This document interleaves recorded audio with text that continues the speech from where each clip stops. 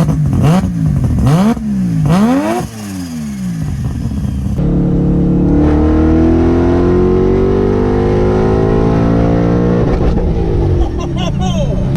healthy, it's safe, and it sounds awesome.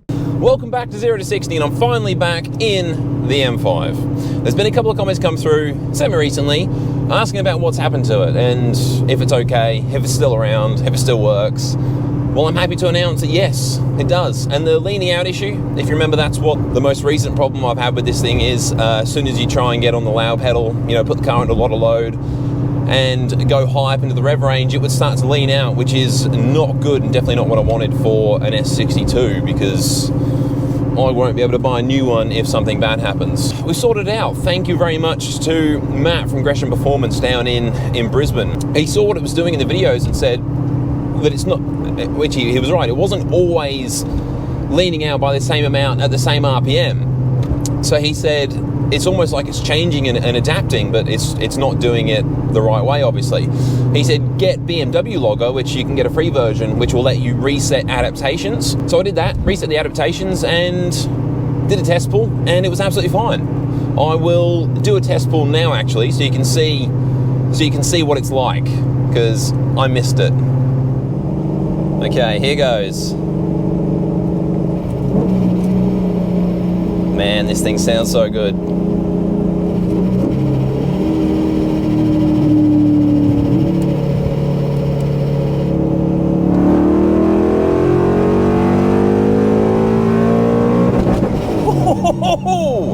So yes, that was 7250, and she did not get above what, 11.3 was that? Wide open throttle. It's healthy, it's safe, and it sounds awesome. So yeah, I'm very happy to actually have the car back on the road and healthy, running healthily. So yeah, we can start enjoying it. Well, maybe not quite fully yet. There's still a lot of work to do to it, but it's an awesome day today, and I've been invited down to a Cars and Coffee down in Brisbane. So yeah, a bit of a hike down. I thought rather than work on the car today, I will actually drive it and enjoy it a little bit. So that's the plan. It's an awesome morning. I actually left home just before the sun was coming up, so it was a really nice drive down to the sort of the first service station.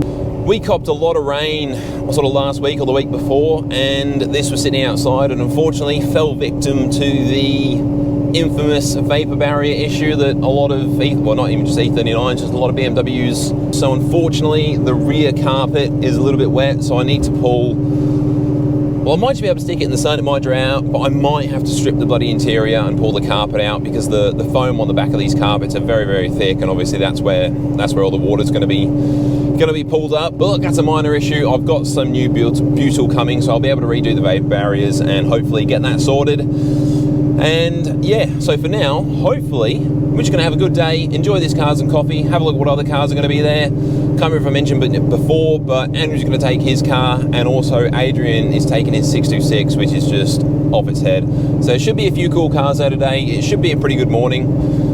And yeah, I'm just happy to be back in the M5 on the road. But for now, I've still got probably another 30, 45 minutes to get there. I did actually bring some headphones for entertainment, because obviously this car doesn't have a stereo or head unit either. But it's been a bloody good drive so far. So I'll catch up with you when we get there.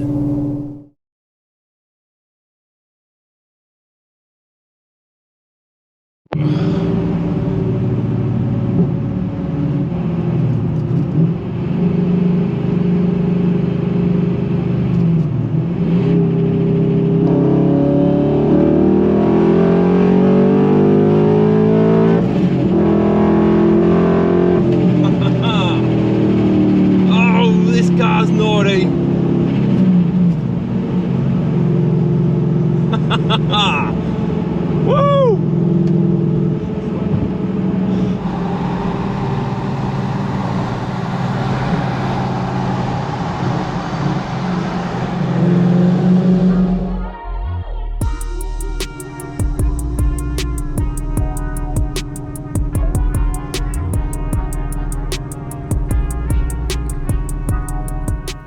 Okay, fast forward a couple of hours. I'm back home now.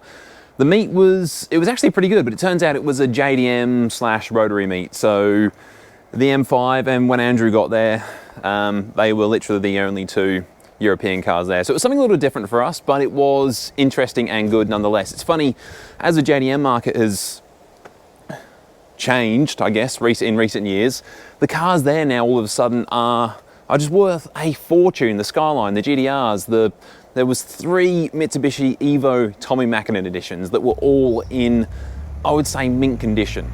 Like it's funny, going back 10 years ago, a lot of the cars that were there today weren't worth that much money, but now they're worth more than M5s, and it's interesting to see how it's all changed. But regardless, it was a really good meet, and to be honest, I got stuck talking to people and yeah, looking at all these cars and yeah, all the work that had been done to them. I thought, well, I've got to get some footage, so I ended up running to the exit of the car meet to film people leaving. You know, a little bit like a Adam C style of video. Because I like watching his videos. They're always really entertaining, watching people leave the car meets. So I did that, but unfortunately, I forgot we were in Australia and you're not allowed to accelerate because that's classed as hooning and you can lose your car or your license. So it wasn't as eventful or exciting as an Adam C video, but it was still pretty cool. And then there was a lot of rotaries there, so a lot of cars making a really good noise. And speaking of the rotaries, Adrian in the 626, which I'll show a clip of his, it was running a little bit rough today, but he has already got it sorted. He's already got it fixed.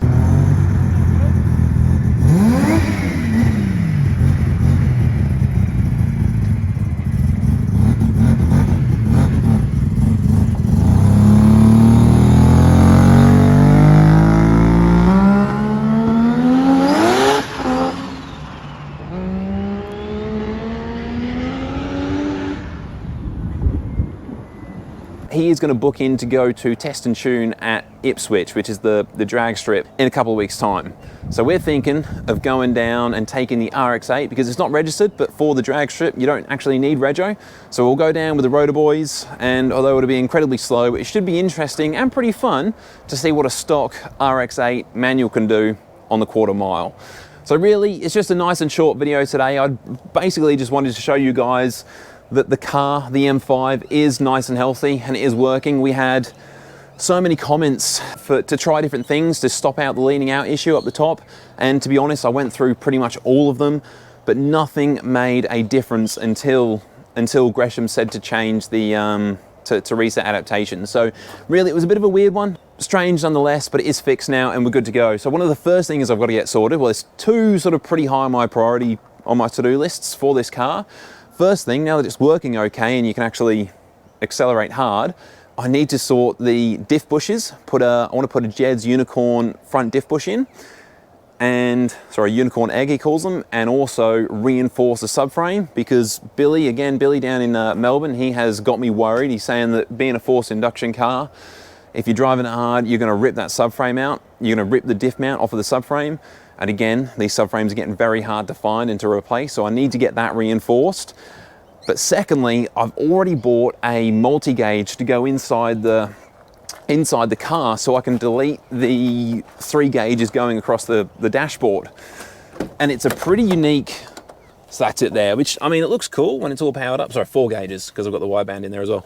It does look cool, having the gauges. It's pretty race car, but for a day like today when you drive into a car meet that's an hour away, it would be really nice to have a radio or something, sat-nav, anything. So that's my idea with the multi-gauge. It's designed to actually go in one of the AC vents. So unfortunately in summer, I do lose access. I do lose one of the AC vents, but I think it'll be worth it. The gauge is pretty damn cool. I've bought it from a bloke, essentially, in Russia. He makes them himself and sells them. It's pretty cool. So I'll be able to plumb in all the sensors for all of those gauges into this one dial, including the boost gauge. So, unfortunately, it doesn't actually log, but it does graph all of your sensors. So I'll be able to actually graph the boost. Yeah, see what it's doing, because even when I log this car, there's no inputs for the boost. I can't see what the boost is doing unless you're watching the gauge, which is less than ideal.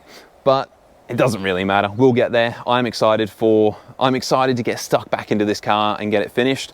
I just, yeah, I've got to take it easy. It really needs new rear tyres, but I can't put new rear tyres on until that subframe is reinforced. Otherwise, it's just asking for trouble.